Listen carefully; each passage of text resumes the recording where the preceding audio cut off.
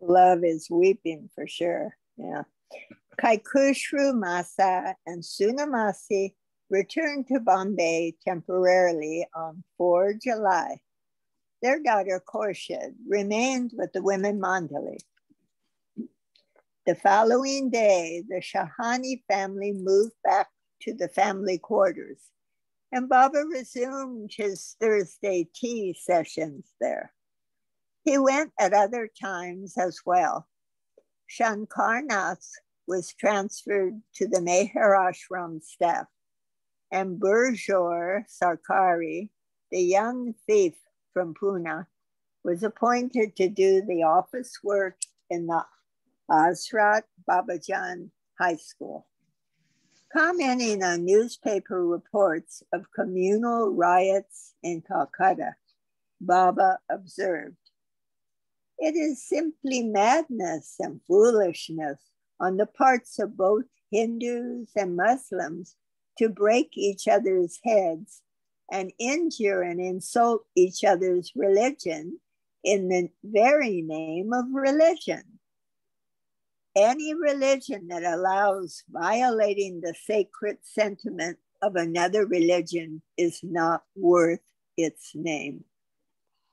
The work of conversion, turning a Hindu into a Mohammedan or vice versa, is equally silly and senseless. The increase in numbers of followers of a particular religion is no indication of the greatness or value of it. The struggle for religious supremacy is nothing but rank irreligion.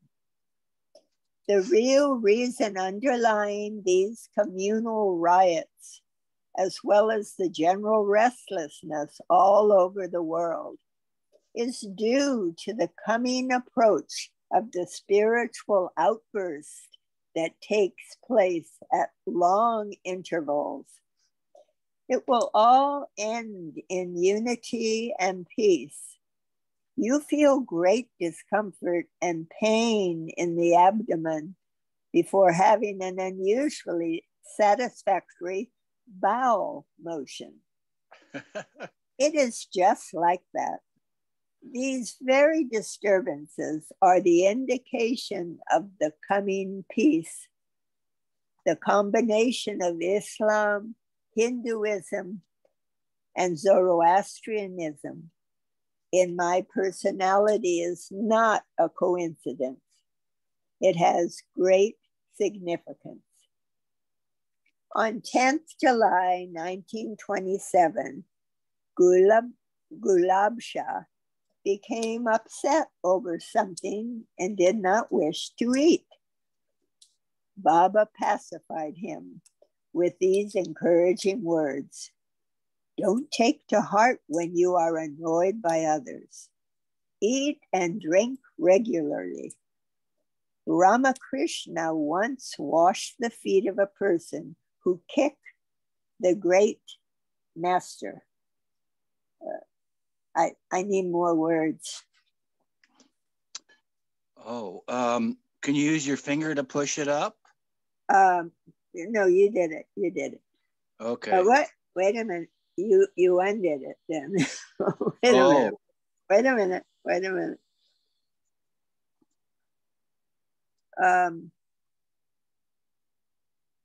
Okay, wait a minute. Okay. I'm in the Baba pacified them with encouragement. These are Baba's words. Don't take to heart when you are annoyed by others. Eat and drink regularly. Ramakrishna once washed the feet of a person who kicked the great master. Be a man and resist momentary passions. Don't fall down like a weak tree tottering against a strong but passing gale. K.J. Dastur returned from Bombay on 8th July and informed Baba that he was prepared to work at Meherabad for a salary of, it's disappeared now. It's at the very bottom. Oh, wait, there, good. Keda Sturr returned from Bombay on 8 July and informed Baba that he was prepared to work at Meherabad for a salary of 1,000 rupees for 6 months. Baba accepted and immediately had him paid rupees 200 in advance. Dastur again left for Bombay and was back 3 days later.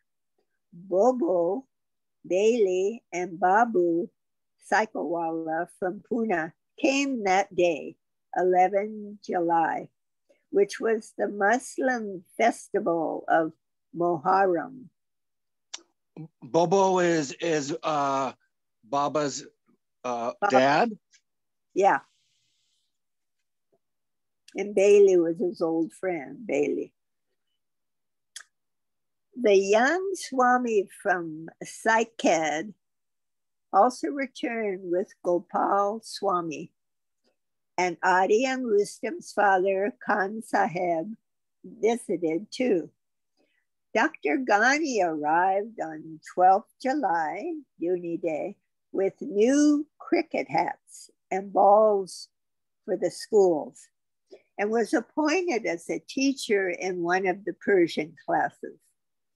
While discussing the different institutions he was establishing at Meherabad, Baba disclosed, "My work at Meherabad is like digging numerous canals and placing as many people as possible on the banks, so that when the spiritual flood is let loose, they may benefit by having the divine overflow within their reach." Wow. The next day at the family quarters, while commenting on the preparation of the circle, Baba foretold, "My work for the circle is almost completed, and only a little remains to be finished. When that is over, I will visit Europe and America. Discourses will only be given to selected individuals who ardently desire spiritual progress. But I will attract the masses with great miracles and thus draw a huge following like moths to a flame." On Sunday, 17th July, 1927, Bailey arrived with one of his and Baba's former school chums, the son of Din Shah, Merwan Irani. They had brought, wait, someone needs to mute, please. Whoops, now it disappeared, Eugene. It went. Yeah, oh yeah, I was just checking. Let's see, let me mute. Whoops.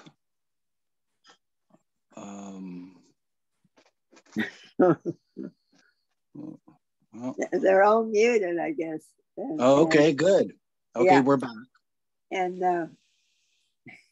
Mona's floating in the atmosphere somewhere. Okay, wait a minute. Okay, so on Sunday, the 17th July, 1927, Bailey arrived with one of his and Baba's former school chums, the son of Din Shah Merwan Irani. They had brought a boy who sought admission in MEHER ashram. Din Shah Irani was a wealthy Pune Zoroastrian who had helped finance one of Baba's school plays. He and his wife had recently come to Meherabad to meet Baba and tour the facilities. There's a... The note says, can you read it or? Bailey, yeah. Bailey left at 5 p.m. on 21st July, 1927 with Ramju. Okay. A cricket match was played that day between the Meherabad school team I've run out of words. I think there's still some on the page. Yeah, okay. And a cricket match was played that day between the Meherabad school team and one from Ahmednagar. After the match, Baba personally supervised the arrangement of the new furniture in the school. Classrooms were set up with a writing table and chair for the teacher, a large wooden box for the study materials, and a blackboard on a tripod at the front of the room. Benches and desks were lined up according to the number in each class. The rooms were whitewashed, and on the whole, Baba was very pleased with how the school looked. To ease the transition of the Persian boys' inclusion in the ashram, Baba ordered a brick oven to be constructed in which non-thick Persian chapatis could be baked. The oven was completed on July 18th, and all the Meherabad residents were served the novel bread. Naan makes me hungry. That day, while discussing spiritual matters, Baba disclosed, there may be a little more writing on the page. Yeah, the Sadguru can interfere in the Creator's workings, but he rarely does so. Rosalie, should we have another reader now? Yeah, yeah. Go ahead, volunteer somebody.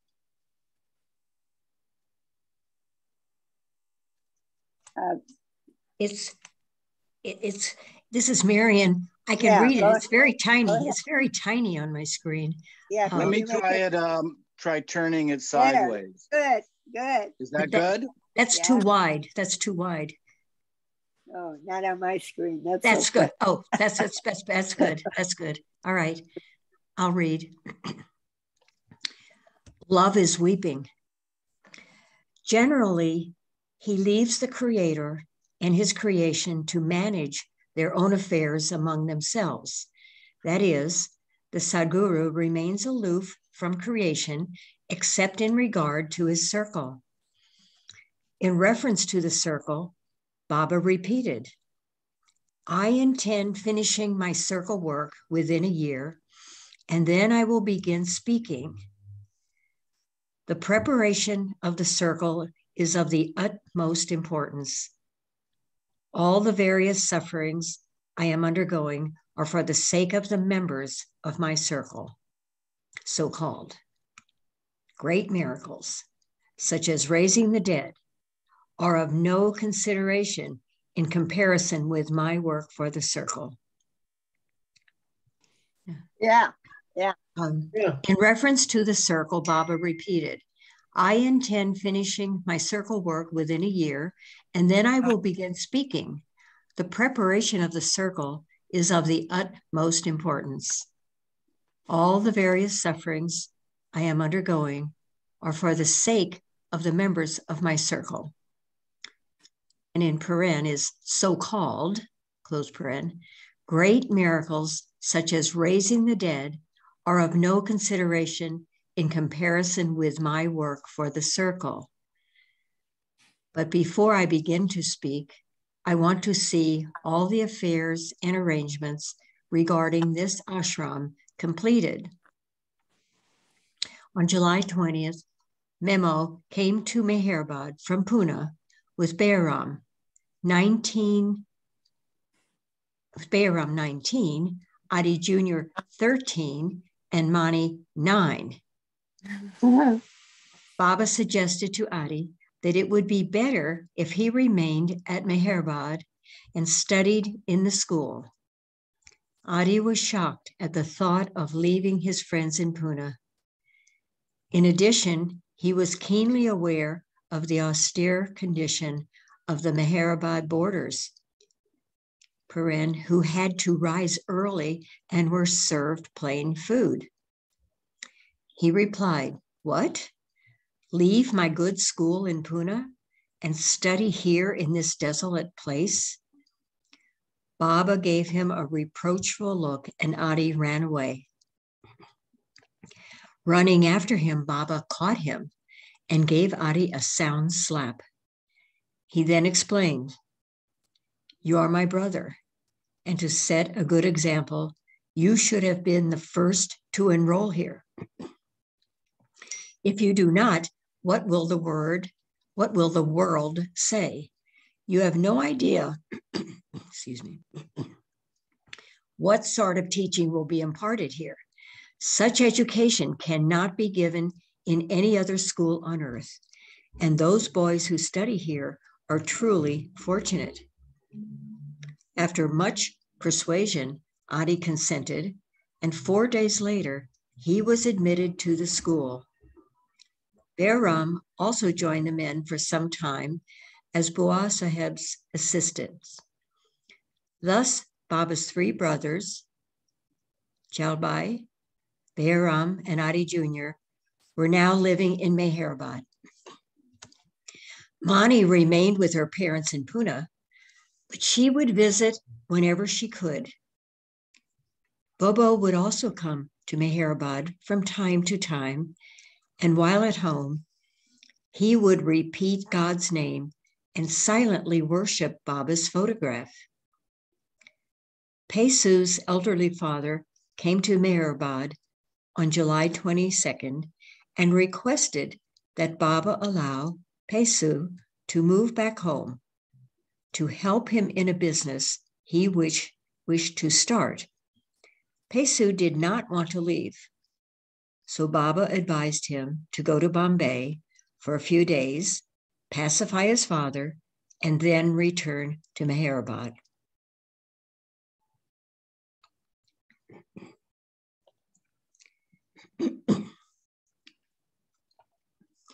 Meanwhile, Rustam was helping his father, Khan Sahib,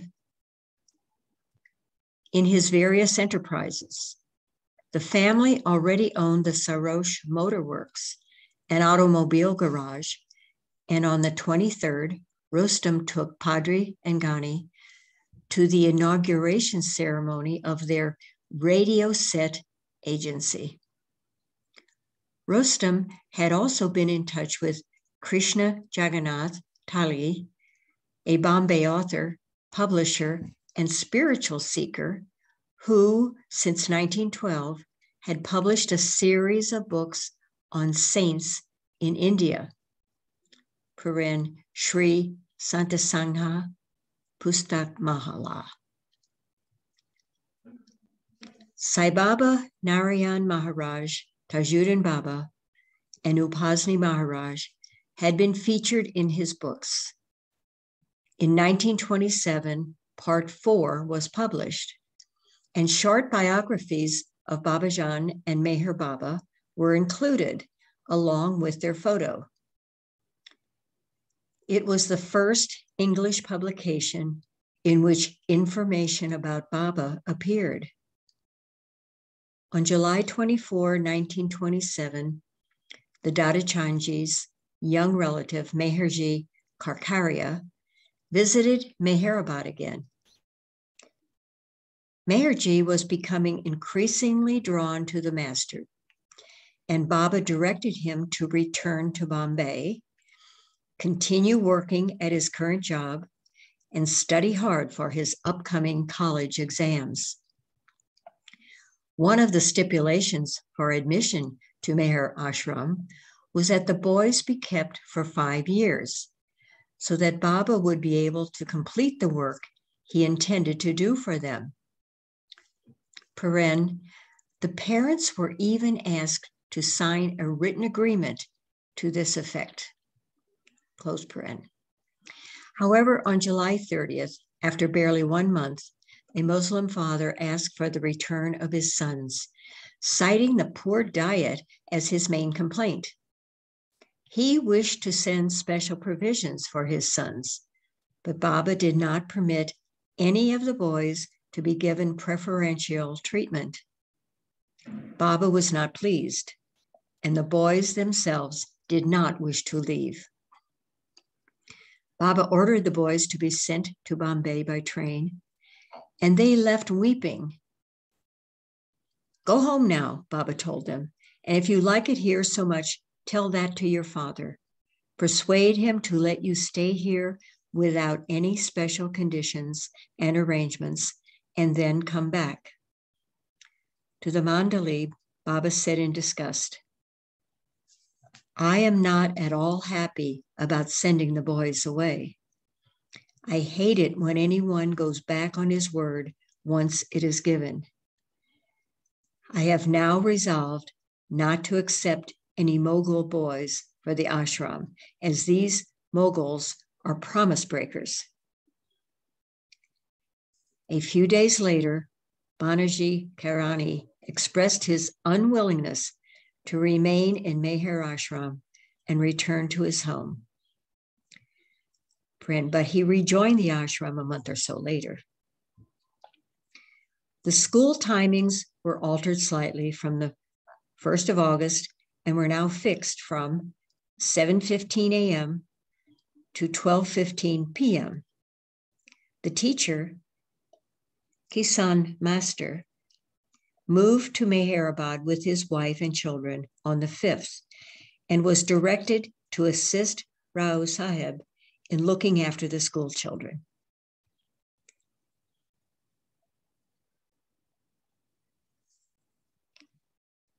Padre's mother, Frani Masi, met Baba at Meherabad on Sunday, August 7, 1927, and informed Baba that Colonel Irani had had their younger brother, Rustam, committed to a mental asylum. Baba assured Frani Masi that there was nothing serious about Rustam's temporary mental condition, but that if he was left in the asylum, he would go insane. Baba had a letter written to Dinshaw M. Irani to use his influence to have Rustam released. Frani Masi was also worried about her son, Padre's elder brother, Rusi, who had been one of Baba's classmates and who was then in America. She hadn't received any letter from him in some time. Baba assured her that she would hear from him soon and that he would also visit. I want to see him when he does, Baba said. Cheer up, mother. Everything and everyone will be quite all right. Rusi was studying to be an engineer at the Colorado School of Mines, and Baba said he would pass his exams and prosper if he went to Persia, where there was a large mining industry, rather than settle in India. He ended up living in America for the rest of his life. That day, regarding a proposal to have Baba's discourses published in various monthly magazines, Baba remarked, "It is not advisable to send my notes, lectures, and discourses for editing to any writer or editor who is away from me. The writer must be here in order to ensure correctness. For example, Dastur took notes of certain of my explanations in writing the other day. Yet while putting the same in his own language, he made a mess of it. My explanations may be recomposed in forceful and stylish language, but the spirit and meaning must remain unchanged. Such a writer will come in the due course of time. Dastur writes well, but his uncompromising tone and terms are likely to offend some communities." Concluding in reference to his own book, which no one had been allowed to read, Baba remarked, "The big book I have written will be the future Bible, Quran, Avesta, and Veda, as it will be universally accepted by all castes and creeds. I've stopped writing anything after finishing this great work, and hence it has force. 3 weeks later, Baba told Dastur, never before have spiritual secrets been revealed in such a way as I have written them. Hindu scriptures, no doubt, touch on some of these points here and there and explain them to a certain extent, which is not found in other scriptures. But I have revealed spiritually in direct and clear terms, explaining it all in plain language. In the future, this work will be the universal scripture for the world. On Monday, August 8, 1927, the first hint of the transformation that was to occur in the school children manifested when one of the boys whom Baidul had brought from Persia, 16-year-old Esfandiar Vesali, requested Baba, please exempt me from studies because I can't stop thinking of you. I can't put my mind in my lessons. Before my eyes is only Baba in my dreams. I see only Baba. Except for you, I have no other interest in life. I want to go toward God, toward knowing God.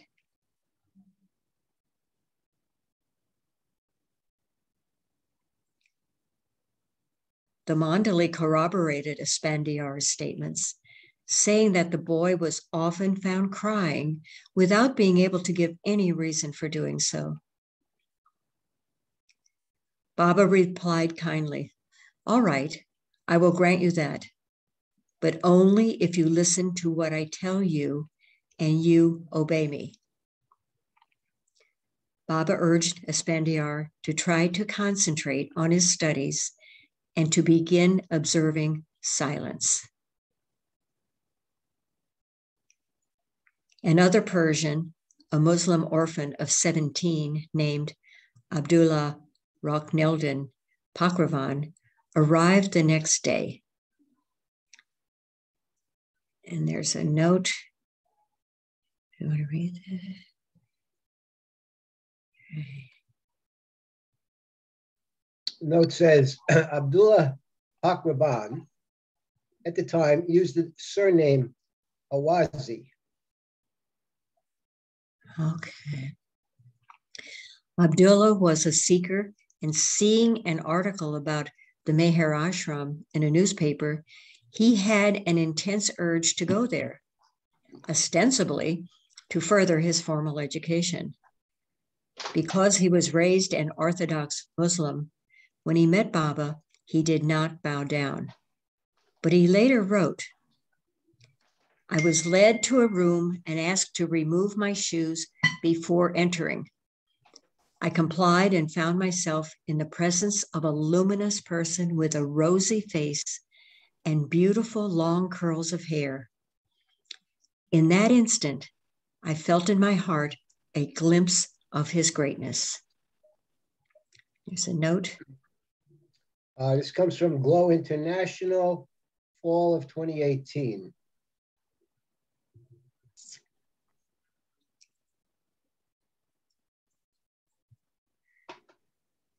Baba admitted him to the Hazrat Babajan's high school, and shortly after, Abdullah's Orthodox mentality was transformed and he would be christened Chota Baba.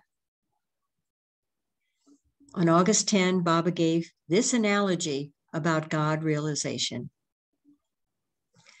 Suppose the ocean equals God, but in the beginning, the ocean did not know that it was a mighty ocean.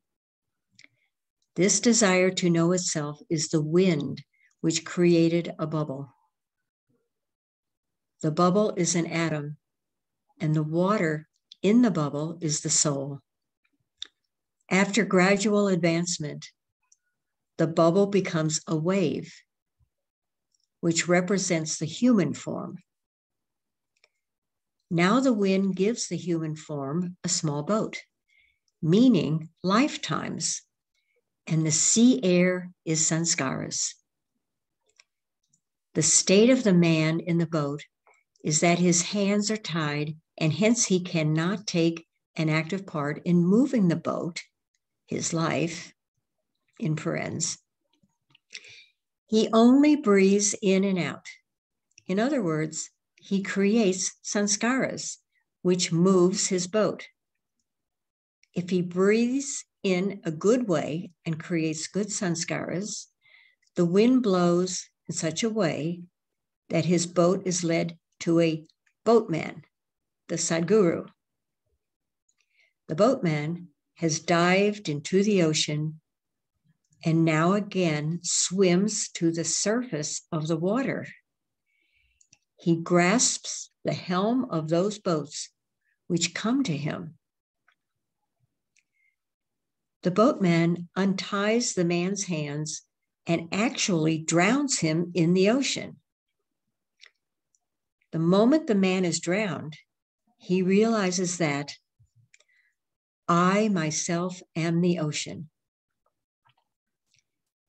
Now, instead of remaining in the ocean, he surfaces and takes command of the boat, over which previously he had no control, but which now comes under his control, and he begins to move it wherever he wishes.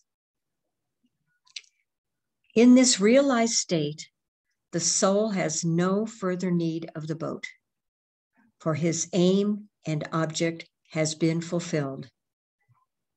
But in order to guide other ill-fated men in boats who have not yet drowned in the ocean, this experienced swimmer, grasping his boat from under the water, steers and drives his vessel in such a way that all other boatmen whose wrists are still tied and who are thus still inexperienced may be drawn and attracted towards him.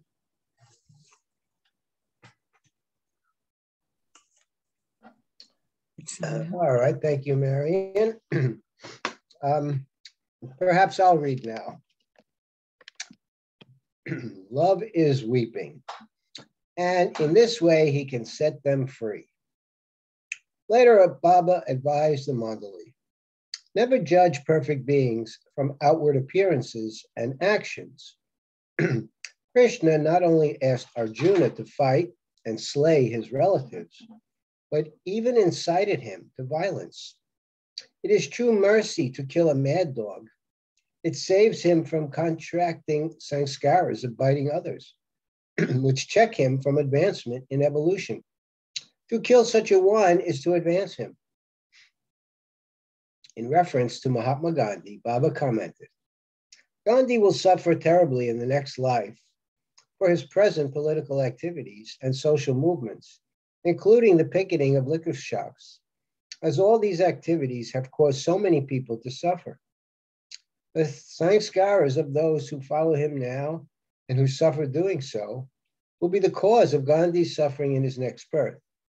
But Gandhi is doing all this with the best of intentions, and therefore will realize God in his third life after this. The Parsi New Year was celebrated that day. The schools were closed and Acha Pacha was played between 8 and 9 in the morning, followed by cricket from 10:30 until noon, with cricket again in the afternoon between 4 and 6. Baba played also. In the evening, there was a party at Kushru quarters. Baba and all went to Ahmednagar in buses.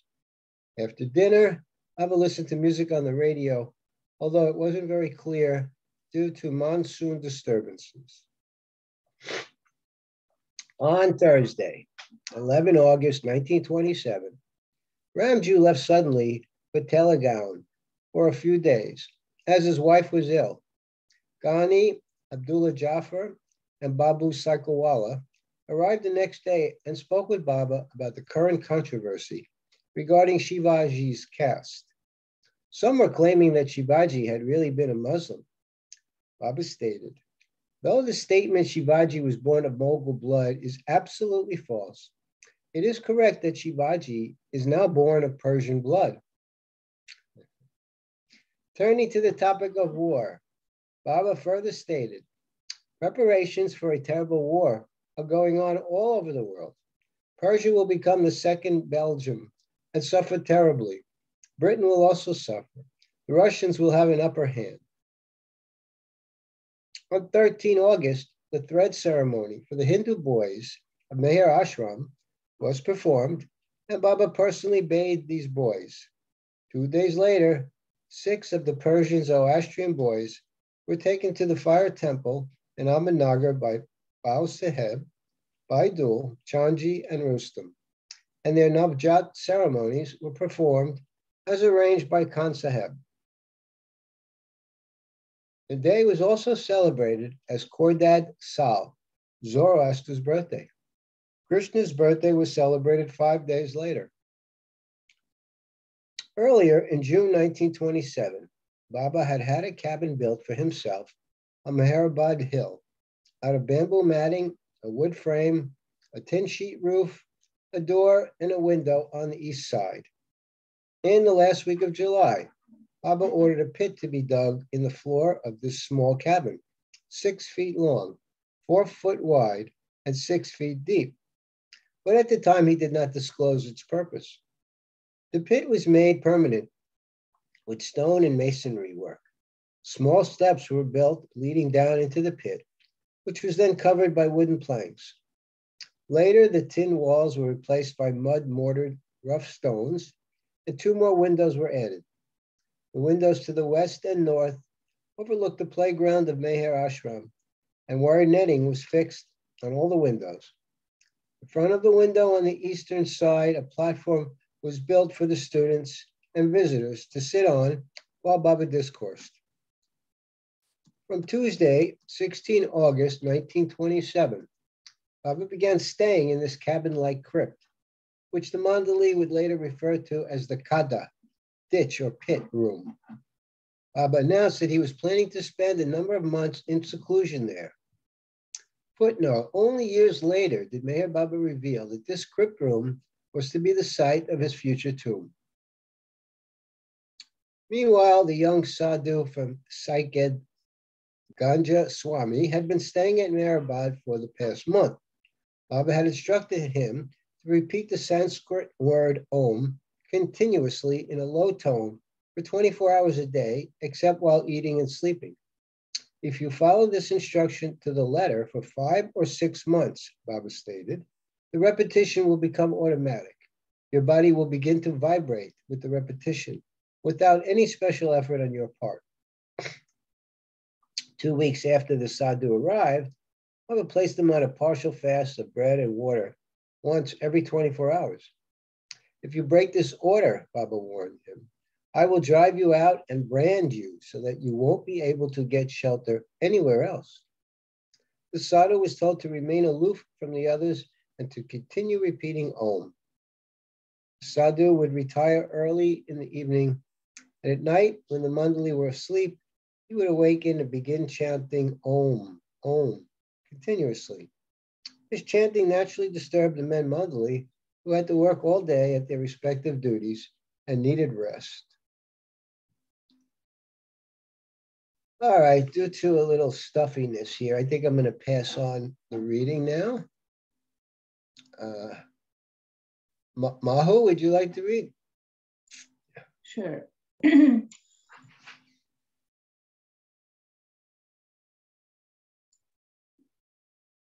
From where? From where? Okay, sure. So page 838 in year 1927. On the night of 25th August, when the sadhu began his repetition of Om, Ramju sat up in bed and began his own unusual chant. The sadhu would say Om, and as if in reply, Ramju would reciprocate with Marbam. which means shout louder. Again, the sadhu would chant Om, and again, Ramju's answer would come, Marbon. When this happened several times, the sadhu became distraught. In the morning, he had an encounter with the kitchen staff over a cup of tea. It became the final straw, and he announced that he was leaving. Baba looked surprised and inquired, quote, "Didn't you come here for God realization? You are going away without it?" The sadhu said regretfully, "This is not an ashram, but a house of roaches. I am fed up with your so-called disciples. If you cannot improve them, how can you give me God realization?" Baba urged him to stay, but he would not change his mind. Baba instructed him to return to Duniwala Baba, and he went on his way, though he was weeping when he departed from Baba, as he was sincere and realized his failure in obeying Baba's instructions. Baba then berated the Mandali and directed Ramju to pack his belongings and leave Meherabad, never to return. For an hour, the atmosphere remained tense, and it seemed certain that Baba would send Ramju home. But after some time, Baba called Ramju and remarked, "Don't think any more about it. If the sadhu went away at being disturbed by hearing Marbon, how could he have attained the realization? Realization is for heroes who, while the knife is slashing their throats, take pleasure in the pain of dying." Close quote. Baba concluded, open quote, "But you men should learn to behave in a civil manner with outsiders who are more or less spiritually inclined. These people are shocked when they come across such uncouth fellows as yourself. They are to be handled gently and brought into line. In their eyes, you people really seem like roaches." The Hazrat Babajan High School had recently opened, and Baba had given much attention to publicizing MEHER Ashram as a boarding school and often spoke about expanding its activities. Yet, despite spending most of the day overseeing arrangements for the boys in MEHER Ashram, on 26 August 1927, Baba surprised Chanji by remarking, quote, "I don't like to come here on the hill and in the ashram. I wish to wind up all the affairs just as was done at the end of the Meherabad stay in November 1926.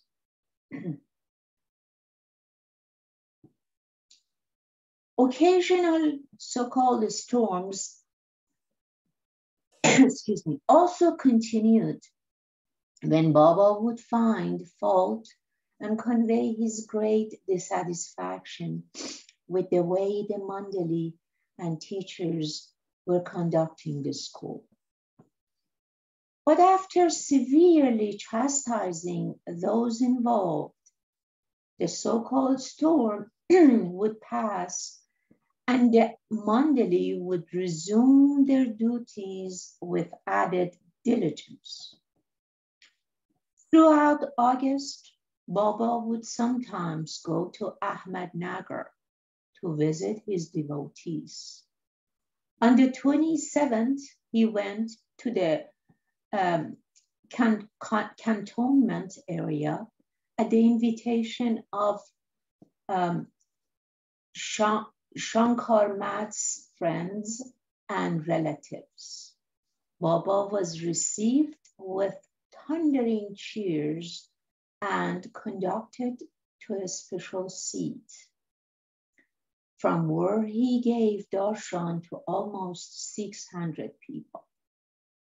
Before returning to Meherabad in the evening, he graced a newly constructed temple nearby.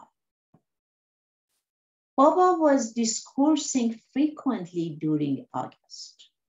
During one occasion on 30th August, Baba explained the difference between the powers of a God-realized master and a yogi.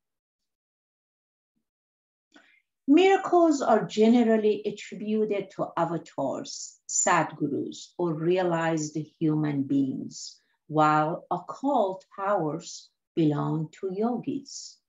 The former is the outcome of extremely high and unselfish motives, while for the latter, the mainspring is invariably the worst kind of selfishness. An avatar or sadguru performs miracles when he intends to give a general push to the world toward spirituality. But a yogi generally enacts his supernatural powers to serve his own ends. For example, a child is tightly holding a parrot by the neck to the point of strangling it. Now, in order to save the bird's life, it will not be advisable to try to snatch it from the hands of its young captor, because there is the chance of his tightening his grasp. The child must therefore be offered a coin which will induce him to let go of the parrot. In this instance, the offering of the coin represents performing a miracle, and rescuing the parrot from the child's grip means saving the mind from ignorance and Maya's grip. Such is the way of avatars and sadgurus. However, if a yogi sees a very beautiful woman and desires her, he will materialize gold jewelry in order to attract her. Obviously, there is a world of difference between the motives of the avatar or sadguru and those of a yogi. During this period, Baba directed that a tennis court be laid out at Meherabad, on which he himself played on 28 August, and again the following evening. Baba would also regularly participate in cricket matches and games of Achya Pachya with the Mandali. He played cricket without shin guards and once had to retire from a match when he was struck twice by the ball.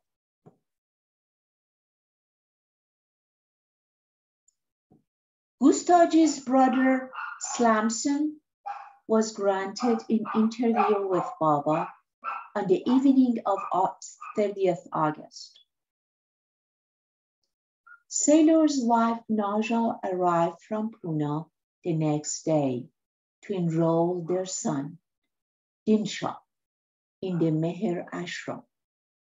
Baba had held Dinshaw after he was born and would refer to him as his disciple. On 31st August, an unusual young Hindu named Babu arrived. Babu had often stayed at Meherabad before, and Baba had hinted to the Mandali that he was caught in the line. The young man's eyes looked blank, and he seemed unconscious of his body and his surroundings. When anything was asked of him, he remained silent unless the question was repeated a number of times. And only then did he repeat his answer 2 or 3 times mechanically. Baba ordered the young man provided with food and shelter as long as he wished to remain. On the morning of Tuesday, 1st September 1927, Baba rode on a donkey that was being used to carry murum, means crushed earth, to feeling the tennis area. At 3 p.m., as usual, there was a tea party at Shahan's where Bo Sahib sang. At 6:30 p.m., he called all the boys and teachers and explained seriously that all the rules should be strictly observed and mentioned that the special instruction class was the most important one in the ashram. That evening, Baba went to Anna 140th home in Ahmednagar, where he had dinner. While being served, Baba commented, quote, "Any food taken by or coming in contact with a realized one gets a tremendous push. For example, Maharaj once ate a mango and said that not only will the mango be benefited, but those who eat the fruit from its seed will also be tremendously benefited." For the next 3 months, Baba primarily supervised the activities of the Hazrat Babajan High School and Meher Ashram, in which more than 170 boys were now enrolled. Baba would play games with the boys and teach them Persian, dictating from his alphabet board. In the evenings, Ramju often read stories to Baba of the fictional British detective Sexton Blake. Sometimes Baba would play a game of chess with Ghani. Occasionally, Baba would form 2 chess teams, himself, Dake, and Kaka Shahan versus Ghani, Ramju, and Chanji, and played against each other. The rest of the men would watch these chess matches attentively. Ardeshir and 2 of the boys, Bonjour and Jamshed Khan, would frequently sing to Baba.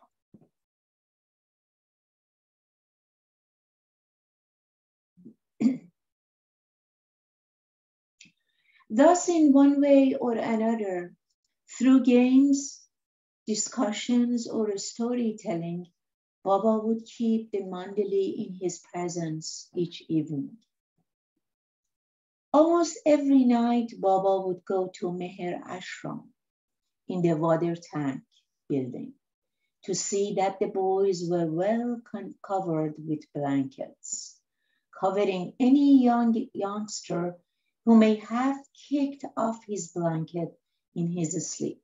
2 watchmen were kept in the boys' dormitory with strict instructions to be attentive to the children's needs. Snakes were occasionally still found on the property, And if a boy rose during the night to relieve himself, one of the watchmen was to escort him outside.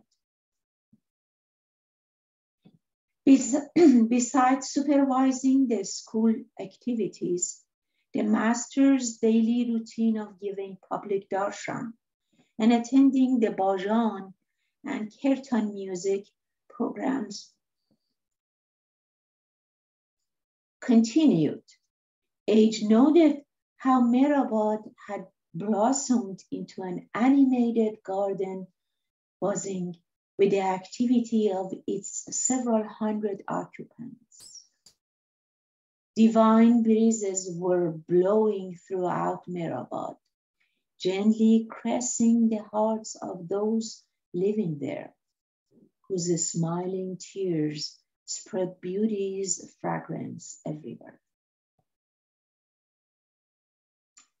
The boys' schedule at the Meher ashram was the follows. 5 a.m., rise from bed. After washing, they were to chant the 7 names of God prayer. This prayer was also sung in the dining hall before each meal. 6:30 a.m., breakfast of chapatis, tea, and milk. 7:15 a.m., after making their beds in the dormitory and picking up their school bags and books, they started school. 12 p.m., lunch of rice and dal. Each boy had his own plate, spoon, and mug with a number on it. Sometimes, if the weather was nice, the boys would help with the dishes. Afternoon, in the dormitory to do their homework. Every other day the boys took a bath and their clothes were laundered. Each boy's clothes were numbered. 2 to 5 p.m., classes again for a few hours and games of field hockey, cricket, ping pong, gilli danda, and acha-pacha. From 3rd September 1927, the boys were allowed to play on the tennis court, which was officially inaugurated that day at 4 p.m. Baba played a game with the boys and then watched them and the mandali play. Watched them and the mandali play. 5:30 to 6:30, dinner of bread and vegetables. 7 to 8 p.m., spiritual discourse or discussion headed by the master. 8 p.m., bedtime. Baba treated each of the 170 boys in the ashram school the same, whether rich or poor. All right, thank you, Mahu. Rainey, are you available for reading? Yes, I am. All righty, it's all yours. Okay. Can you hear me without the mic? Yes. The mic's been distorting, so whenever 8:42, 1927, love is weeping. Whenever any of the wealthier boys would receive packages of cookies or chocolates from home, for instance, Baba would have the package divided among all the boys. If the package sent by a parent was not sufficient, it would be kept until other packages arrived so that there would be enough sweets for each child to receive an equal share. The instruction in the Hazrat Babajan High School was adapted to conform to university regulations. Baba's inner work with the students was being done simultaneously. Besides their regular courses, such as English, history, geography, and mathematics, spiritual subjects were also being taught from various mystical writings or scriptures. The schedule for the 3 language groups of students, Marathi, Gujarati, and Persian, were as follows. Mondays in Marathi, Gujarati, and Persian, study of Meher Baba's discourses. Tuesdays, Marathi, utterances of different saints and Sadgurus, Jnaneshwar, Swami Ram Tirtha, Swami Ram Das from the Das Bodha, Tukaram, and Vivekananda. Gujarati, utterances of different perfect masters, Gauss, Al-Shah, Swami Ram Tirtha, Vivekananda, Upasni Maharaj's biography, Sakurina Sadguru. Persian, utterances of Sufi and other masters, Jalal al-Din Rumi, Gauss al-Shah, Ibrahim Adham, Muhammad Ghazali, Swami Ram Tirtha, Vivekananda, other Persian writings. Wednesdays, Marathi, selections from the Bhagavad Gita, Upanishads, Sufi literature, verses of Zoroaster. Gujarati, selections from Dasatir, Lim-e, Kha, and Nun, verses of Zoroaster for the principles of life.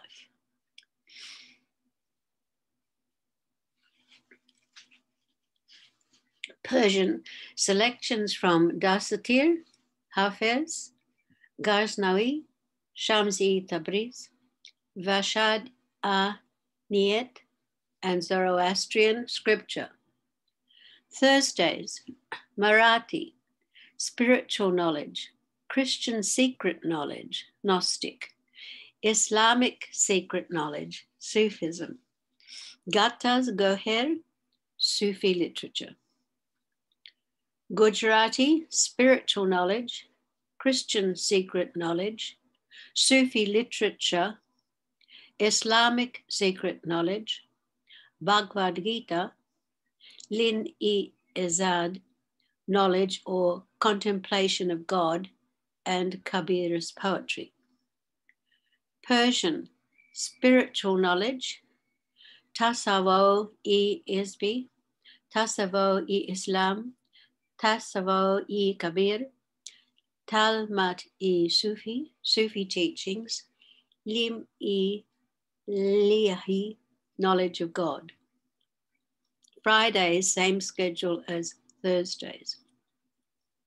Saturdays, Marathi, Gujarati, and Persian, biographies of avatars or Sadgurus, Zoroaster, Buddha, Jesus, Muhammad, Chaitanya.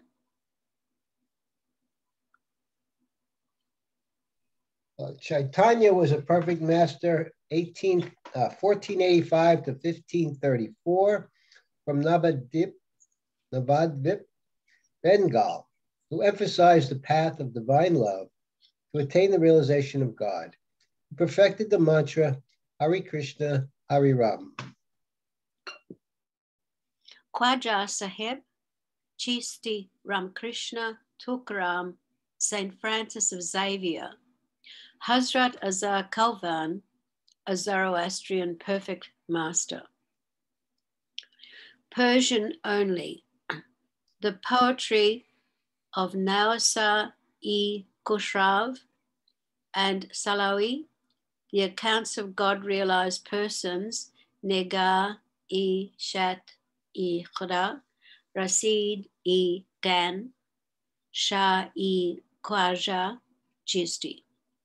Sundays, Marathi, Gujarati, and Persian, and study of different religions of the world. Persian only, Falsaf-e-Mazhab-e-Alam, philosophy of world religions. The schedule, however, was in reality superfluous.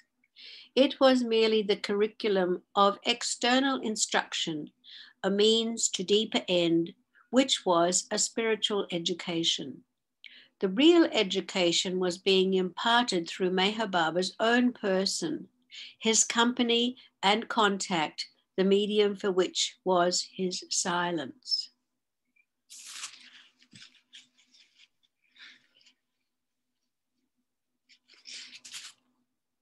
This 843, this teaching hidden in silence has no language, nor can it be written or learned.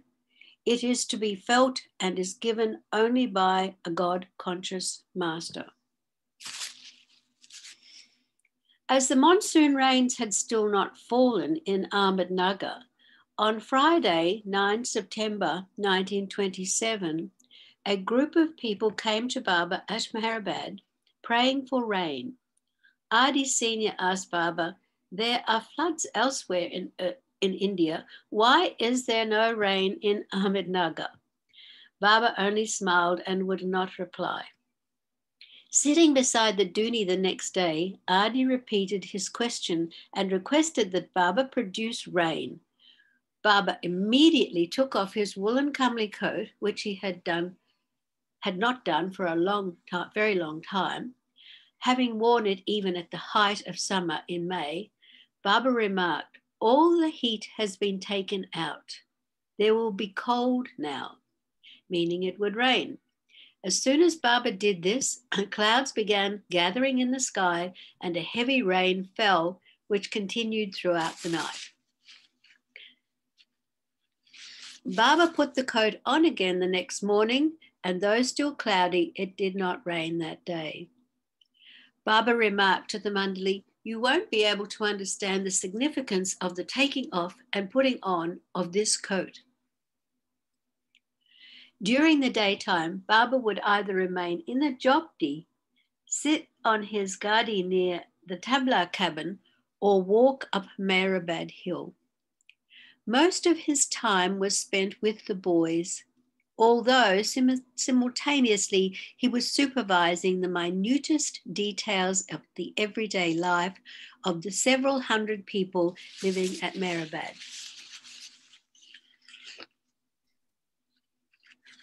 The food served in the Hazrat Babajan High School was very plain and monotonous.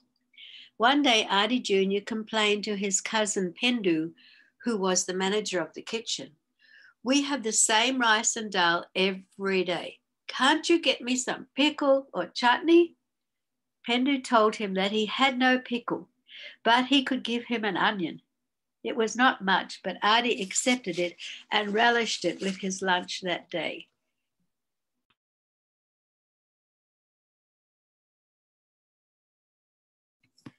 Somehow Baba found out and was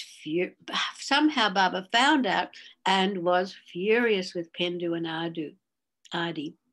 Pendu tried to excuse Adi, saying it was not his fault, but Baba kept repeating, "Why did he eat it?" Baba then called Adi Jr. and scolded him. "Aren't you ashamed to eat an onion?" I thought this had been Adi Sr. Yeah. Baba then called Adi Jr. and scolded him. "Aren't you ashamed to eat an onion when the other boys don't get any? You are taking undue advantage here because you are my brother. Being my brother doesn't make you an exception. You have to eat what the other boys eat. Who are you to have an extra onion? That is not befitting." Yes, Adi Jr. 844. Baba called all the boys and berated Adi in front of them. He made Adi stand before him and he said, "He is my brother, but he is a thief. He ate an onion without my permission." Baba signaled to Datu, Adi's closest friend and roommate, to step forward and spit in Adi's face. Datu was taken aback that he did not know what to do, and Baba snapped at him to do it. Datu stepped forward nervously and did as instructed. Adi was absolutely humiliated. "You can imagine how I felt," he recalled years later. "I wished the earth would open and swallow me up." But Baba consoled him. Now you have become my brother. Those who obey me are related to me and not otherwise. Wednesday, 14th September 1927, was a Zoroastrian holiday, Chodad Sel, Zoroaster's birthday. And Baba was given the usual ceremonial bath. The following day, Baba and the group and Mandali went to Dakhi's house in Ahmednagar and also to Bhingar to see some property Rostam had purchased in the camp area. At Dakhi, Baba explained about the circle and its preparation. The members of this circle of a Sadguru are God realized at once without having to consciously pass through the planes and incur the risks of faltering midway. For the Sadguru takes them through these inner planes in the dark. These persons in the circle who have duties and are to come down should, first of all, be wiped clean of all their sanskaras. Otherwise, there is the risk of their becoming unconscious of the world, entering the Majjub state after realization. One of the Mandali asked Baba why he was delaying the preparation of the circle and not giving them realization immediately, and he explained, "The time will come, but that time depends on the person's sanskaras being entirely burnt up, and that is a gradual process. Although a Sadguru is a furnace and can burn up all the sanskaras in a breath, he does not do so for obvious reasons, and they are very sound reasons too." Someone then asked Baba why he was not allowing anyone to read his book, in which he said he revealed hitherto unknown spiritual truths. And Baba explained, "One must be prepared to read what I have written. It would be dangerous in one respect if this intellectual knowledge is imparted at times the desire for God realization and experiencing that state vanishes, and the aspirant is only satisfied with what he knows intellectually or sees. Then the desires for union does not remain as keen. Suppose there's a vast treasure or something of great worth beyond imagination, and there is a curtain between your room and it. This reading and intellectual knowledge would be equal to literal explanation given by the one who has seen or experienced these things. You yourself don't see the treasure behind the curtain, but have only read about it or heard it described." The next day, Meherbad, while explaining why the avatar or Christ always has a person like Judas among his disciples, Baba drew a circle on the ground with his finger, and keeping his finger on the circumference of the circle, he disclosed, "Lord Ram had his Ravana, Christ his Judas. One of the 12 men in the circle is always like that. Suppose my finger was a compass. I, as the master, am the point in the middle, and the outside ring is my circle. Now observe what happens when the circle is complete and the compass is stationary. The pencil is still on one point of the circle. The one who is under the point shouts, and that is Judas."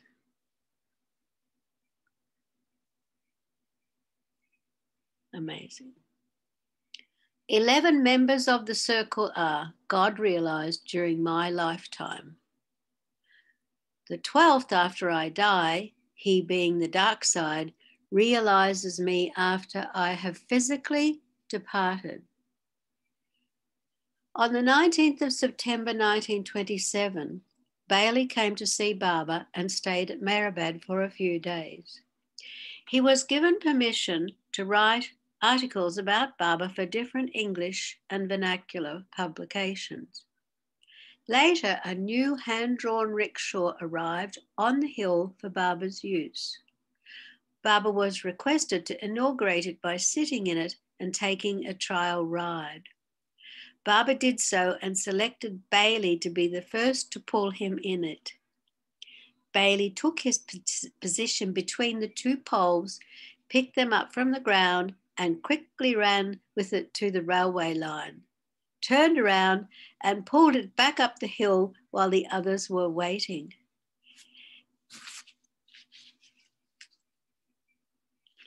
G.M. Shah, a photographer from Ahmednagar, was called to photograph the master seated in the rickshaw. Shah also photographed the MEHER ashram building, the schoolboys. On other occasions, another local photographer, S.S. Dean, who resided near Kushru quarters, would be called to photograph Baba.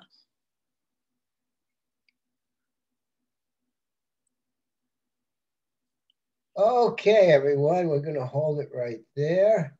What page are we up to? So who is Judith? I'll tell you in a sec. Wait. That's the question. Who is Judith? Well, Judith is actually, it doesn't make a lot of sense, but Baba did tell them at the beginning once that it was Gustaji was his dark side. Dark side, yeah. Yeah, which upset Gustaji, but Baba, calmed him down about it. Yeah, but he was silent. So, he did have an obvious work there. He was silent for, 30 years? A long time. Yeah, enough to make him a must. Did we stop recording? Yeah. Shall we stop recording? Oh, we didn't? Let me see. I wish we'd never record. But it's